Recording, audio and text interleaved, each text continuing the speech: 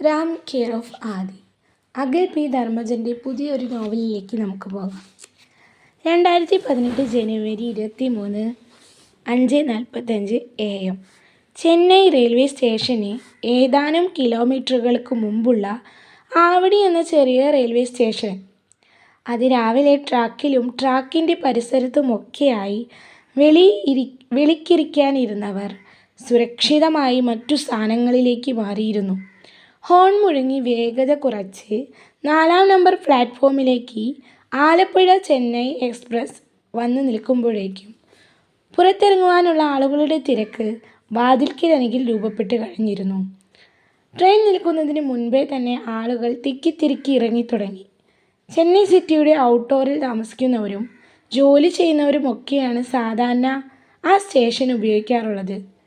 തിരക്കിനിടയിൽപ്പെട്ട് ഞെരുക്കിയമർന്ന് ബാഗുകളുമായി ഒരു വിധത്തിൽ ശ്രീരാമും പുറത്തിറങ്ങി. വലിയ കേടുപാടുകളില്ലാതെ പുറത്തിറങ്ങിയ സമാധാനത്തിൽ അവൻ പ്ലാറ്റ്ഫോമിൽ നിന്ന് നടുനിവർത്തി. ആ സ്റ്റേഷനിൽ ഇറങ്ങിയ ആളുകളൊക്കെയും നിമിഷനേരം കൊണ്ട് പല ഭാഗത്തേക്കും ചിതറിപ്പോയി. ആ സമയത്ത് ട്രെയിൻ ഹോൺ മുഴങ്ങിക്കൊണ്ട് വീണ്ടും മുന്നോട്ട് നീങ്ങിത്തുടങ്ങിയിരുന്നു. ചുമലിലും തോളിൻ്റെ ഇരുവശത്തും തൂക്കിയിട്ടിരുന്ന ബാഗുകൾ നിലത്തേക്ക് ഊരി വെച്ചിട്ട് അവൻ പ്ലാറ്റ്ഫോമിൻ്റെ മൊത്തമായി ഒന്ന് കണ്ണോടിച്ചു നോക്കി. തന്നെ കൂട്ടുവാനായി ബിനീഷേട്ടൻ എത്തിയില്ല. നിലത്തിരുന്ന ബാഗുകൾ സമീപത്തെ സിമൻറ്റ് ബെഞ്ചിലേക്ക് കയറ്റി വെച്ച് പ്ലാറ്റ്ഫോമിലെ ഡ്രിങ്കിങ് വാട്ടർ ടാപ്പിനരികിലേക്ക് മുഖം കഴുകാനായി ശ്രീരാം നടന്നു.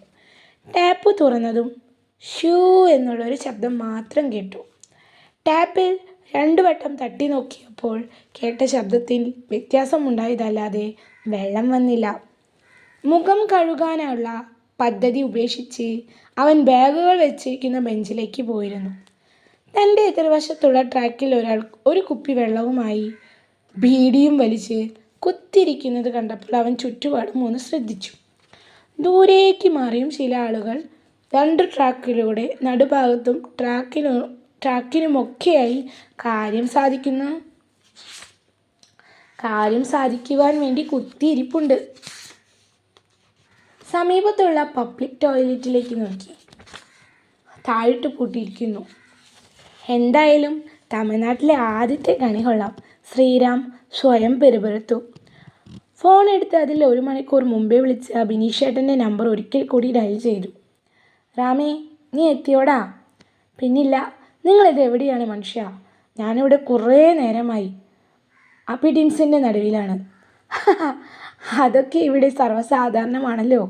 നീ ഒരു കാര്യം ചെയ്യ്, ഇപ്പോൾ നിൽക്കുന്ന പ്ലാറ്റ്ഫോമിൻ്റെ ഓപ്പോസിറ്റ് കാണുന്ന റോഡിലേക്ക് വന്ന് നിൽക്ക്. ഏയ്, ഏത്? ആ SBIയുടെ ATM കാണുന്ന ആ ഭാഗത്തെ റോഡാണോ? ആ, അത് തന്നെ. അങ്ങോട്ട് പോരെ. ഞാൻ ദേ ഇപ്പം എത്താം. അതും പറഞ്ഞുകൊണ്ട് അയാൾ ഫോൺ കട്ട് ചെയ്തു. കോൾ കട്ടായതും ചുറ്റുപാടും ഒരിക്കൽ കൂടി നിരീക്ഷിച്ച് ബാഗുകളുമൊക്കെ എടുത്ത് ശ്രീരാം എതിർവശത്തുള്ള റോഡ് ലക്ഷ്യമാക്കി നടന്നു. 9 വർഷത്തോളമായി ചെന്നൈയിലെ DHL IT പാർക്കിലേക്ക് ഒരു സോഫ്റ്റ്വെയർ കമ്പനിയിൽ ജോലി ചെയ്യുകയാണ് ബിനീഷേട്ടൻ.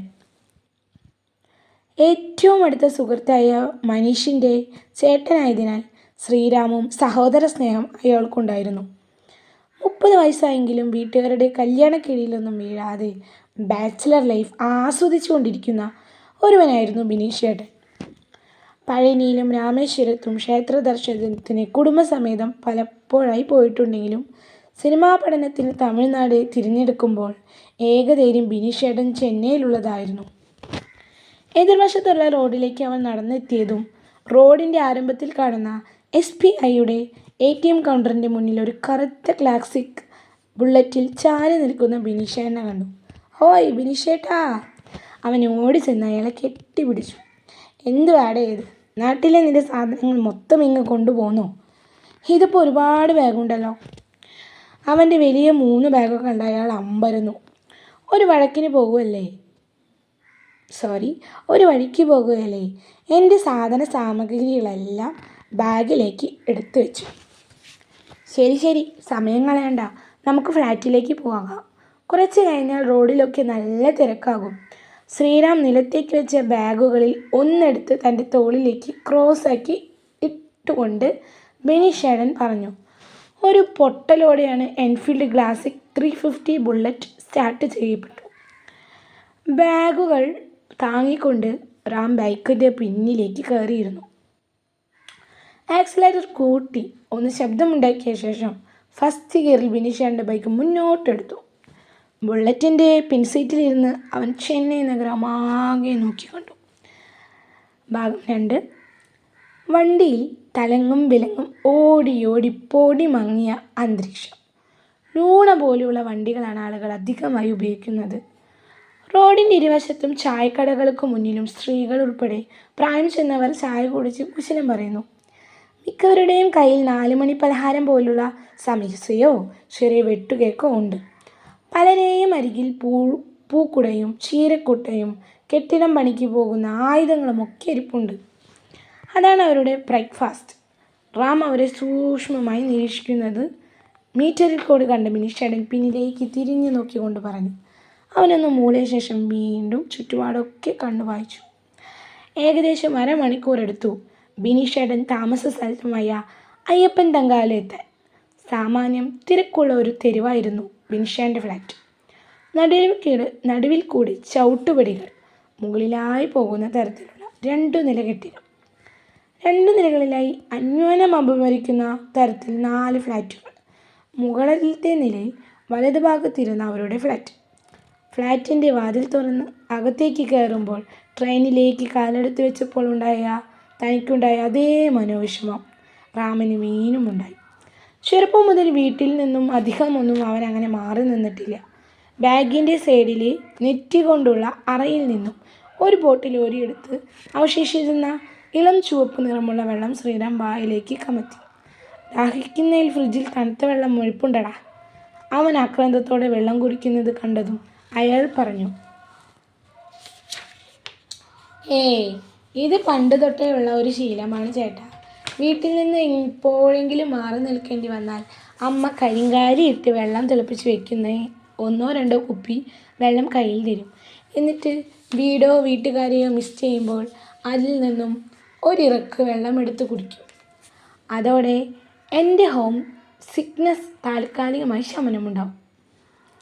അവൻ പറയുന്നതൊക്കെ കേട്ട് എന്തോ സംശയം തോന്നി ബിനീഷേട്ടൻ തോളിൽ തൂക്കിയിരുന്ന ബാഗ് നിലത്തേക്ക് ഉരുവെച്ച് സിബ് തുറന്നു നോക്കി. അതിനുള്ളിൽ 1 ലിറ്റർ അളവിലുള്ള 10ഓളം കുപ്പികൾ ഇളം ചുവപ്പ് നിറത്തിലുള്ള കരിങ്കാലി വെള്ളം നിറച്ചു വെച്ചിരിക്കുന്നത് കണ്ട് അയാളുടെ കണ്ണ് തള്ളിപ്പോയി. ദൈവമേ, 10 ബോട്ടിലോ? കരിങ്കാലി വെള്ളവും തൂക്കി ചെന്നൈക്ക് വരാൻ നിനക്കെന്താ പ്രാന്താണോ? അയാളുടെ ചോദ്യം കേട്ട് റാം ഉറക്കി ചിരിച്ചു. 2 ബെഡ്റൂമും 1 കിച്ചണും ചെറിയ ഹാളും 1 കോമൺ ബാത്റൂമും അടങ്ങുന്ന ഒരു ഒതുങ്ങിയ ഒരു ഫ്ലാറ്റായിരുന്നു അത്. ഹാളിലെ ഉള്ള സ്ഥലത്തായി ഒരു സോഫയും ചെറിയ ടേബിളും ഒക്കെ കിടപ്പുണ്ട്. പിന്നെ ഹാളിൻ്റെ തന്നെ ഷെൽഫിലായി അറിയപ്പെടുന്ന എല്ലാ ഹിന്ദു ദൈവങ്ങളുടെ ഫോട്ടോയും നിരത്തി വെച്ചിരുന്നു. ബെഡ്റൂമിലൊന്ന് ഒരു നീളൻ ബാൽക്കണി ഉണ്ടായിരുന്നു. അവിടെ നിന്നാൽ മുന്നിലെ തെരുവ് മൊത്തം കാണാം. ആ കാണുന്നത് നിൻ്റെ മുറി. ബാൽക്കണിയിലുള്ള മുറി കാട്ടി ബിനീഷേട്ടൻ പറഞ്ഞു. ആഹാ, അടിപൊളി. ബാൽക്കണിയിലുള്ള റൂം കിട്ടിയ സന്തോഷത്തിൽ റാം ബാഗുമെല്ലാം എടുത്ത് മുറിയിലേക്ക് കയറിയതും മുറിയുടെ ഭിത്തിയിൽ മുഴുവൻ പല നിറത്തിലുള്ള പേപ്പറുകളും ഓരോന്നായി ഇംഗ്ലീഷ് വാചകങ്ങളൊക്കെ എഴുതി വെച്ചിരിക്കുന്നത് കണ്ടു. മാത്രമല്ല, തുണികൾ വയ്ക്കുന്ന ഷെൽഫിൽ ഒരുപാട് വസ്ത്രങ്ങളും കുത്തി തിരികെ വെച്ചിട്ടുണ്ട്. ഇവിടെ വേറെ ആരാ ഉള്ളത്? റാം തിരിഞ്ഞുകൊണ്ട് ചോദിച്ചു. എടാ, നിന്നെപ്പോലെ തന്നെ എൻ്റെ ഒരു കൂട്ടുകാരൻ്റെ അനിയനും ഇവിടെ തന്നെ BCom പഠിക്കുന്നുണ്ട്, കിരൺ. ഇപ്പോൾ കക്ഷി നാട്ടിൽ വരെ പോയിരിക്കുക. ഉടനെ വരും. ആള് ലേശം അരിപ്പിരിയ. എന്തായാലും നിനക്ക് ചേരും. നാട്ടിൽ ഇതിന് മാത്രം കോളേജ് ഉണ്ടായിട്ടും BCom ഒക്കെ ചെയ്യാൻ ചെന്നൈയിൽ വന്ന് പഠിക്കുമ്പോഴാണ്. അപ്പോൾ അരിപ്പിരിയല്ലേ? മുഴുപ്പിരിയ. അപ്പോൾ പിന്നെ വേറെ ഫിലിം സ്കൂളുകളൊക്കെ നാട്ടിലുണ്ടായിട്ടും നീ ഇവിടെ തന്നെ സിനിമ പഠിക്കാൻ വന്നതോ? ഹി.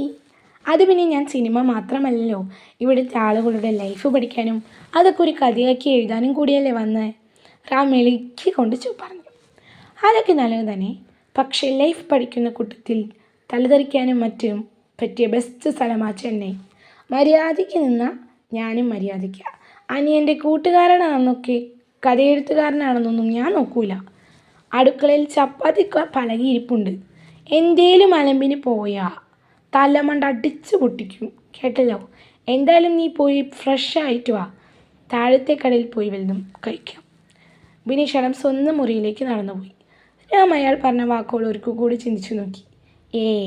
തലയൊന്നും അടിച്ച് പൊട്ടിക്കില്ലായിരിക്കും. ഇനി മനുഷ്യൻ്റെ പുരികത്തിലോ ഒരുപാട് ഇളകാനൊന്നും തലയടിച്ച് പൊടിച്ചതാകുമോ? എന്തോ. എടുക്കാനായി ഹാളിൽ തിരികെ വന്ന ബിനീഷേട്ടൻ അന്തരീക്ഷത്തിലൊക്കെ നോക്കിക്കൊണ്ടിരിക്കുന്നതായി റാമിനെ നോക്കി ചോദിച്ചു. നീ ഫ്രഷ് ആവാൻ പോയില്ലേ? ദേ പോയി. അവൻ വേഗത്തിൽ ബാത്റൂമിൽ കയറി. അവരുടെ അപ്പാർട്ട്മെൻറ്റിന് മുന്നിലുള്ള റോഡിൽ നിന്നുമാണ് ഓയിൽ മിൽ റോഡ് എന്ന് വിളിപ്പേരുള്ള ഒരു തെരുവ് ആരംഭം. പച്ചക്കറി കടകൾ, ദോശമാവ് വിൽക്കുന്ന കടകൾ, ഇലക്ട്രോണിക് കടകൾ, ചിക്കൻ സ്റ്റാൾ, കരിക്ക് വിൽക്കുന്ന കട, ചെറിയ തട്ടുകടകൾ. കൂട്ടത്തിൽ അല്പം പ്രൗഢിയോടെ നിൽക്കുന്ന നീൽഗ്രിസ് എന്ന മിനി സൂപ്പർ മാർക്കറ്റ്. ഇതൊക്കെയാണ് പ്രാധാന്യം ആ തെരുവിലുള്ളത്. പിന്നെ റോഡ് സൈഡിലായി തട്ടുകളിൽ പൂക്കൾ വിൽക്കാനായി നിൽക്കുന്ന തമിഴ്നാടിൻ്റെ പൈതൃകത്തെ ഓർമ്മിപ്പിക്കുന്ന തരത്തിൽ വസ്ത്രദാനം ചെയ്ത വലിയ മൂക്കുത്തിയിട്ട ചില അമ്മച്ചിമാരും. റാം ബിനീഷേട്ടൻ്റെ തട്ടുകട പോലെ തോന്നിച്ച ഒരു ചെറിയ ഹോട്ടലിലേക്ക് കയറി. ഓർഡർ ചെയ്തു. വെളുത്ത തേങ്ങാ ചട്നിയും പുതിന ചട്നിയും സാമ്പാറും കൂട്ടി അല്പം പുളിയുള്ള ചൂട് ദോശ കഴിച്ചപ്പോൾ റാമിന് രുചിയിൽ എന്തോ പ്രത്യേകത തോന്നി. പുതിനയിലെ ചട്നി അങ്ങനെ ദോശയ്ക്കൊപ്പം കഴിച്ചിട്ടില്ലാത്തത് കൊണ്ടായിരിക്കും പ്രത്യേക രുചിയെന്ന് അവനോർത്തു. പക്ഷേ ദോശമാവിന് 1 ലിറ്ററിന് 30 രൂപ എന്നുള്ള ബോർഡ് തൂക്കിയ കടയിലുള്ള അതേ തിരയുടെ തട്ടുകടയിൽ ഒരു ദോശയ്ക്ക് 15 രൂപ വാങ്ങുന്ന കുട്ടൻസ് റാമൻ എത്ര ചിന്തിച്ചിട്ടും പിടികിട്ടിയില്ല. എങ്കിലും ഇച്ചിരി അന്യായമല്ലേ ചേട്ടാ? കടയിൽ നിന്നും തിരികെ റൂമിലേക്ക് നടക്കുമ്പോൾ അവൻ ബിനീഷേട്ടനോട് പറഞ്ഞു.